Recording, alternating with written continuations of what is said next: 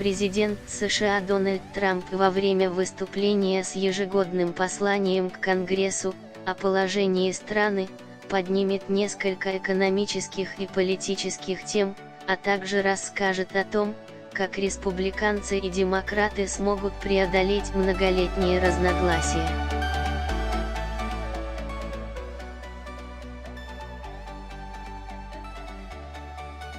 Вместе мы можем преодолеть давние разногласия, залечить старые раны, создать новые коалиции, выработать новые решения и открыть поразительные перспективы будущего Америки.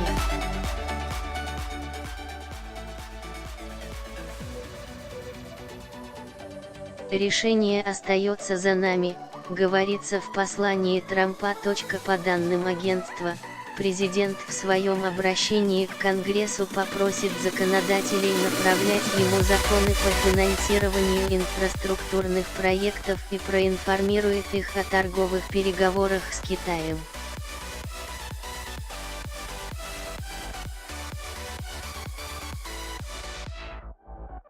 Также американский лидер призовет конгрессменов одобрить новый торговый договор USMCA с Канадой и Мексикой, который заменит Североамериканское соглашение о свободной торговле, NAFTA.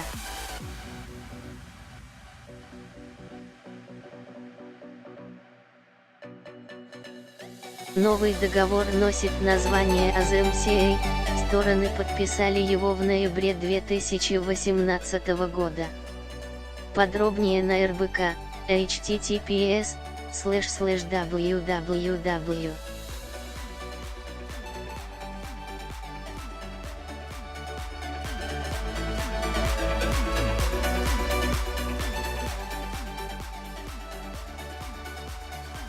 Она направила президенту новое формальное приглашение выступить в Конгрессе после того, как американский лидер согласился на требования демократов и подписал законопроект о восстановлении финансирования правительства до 15 февраля.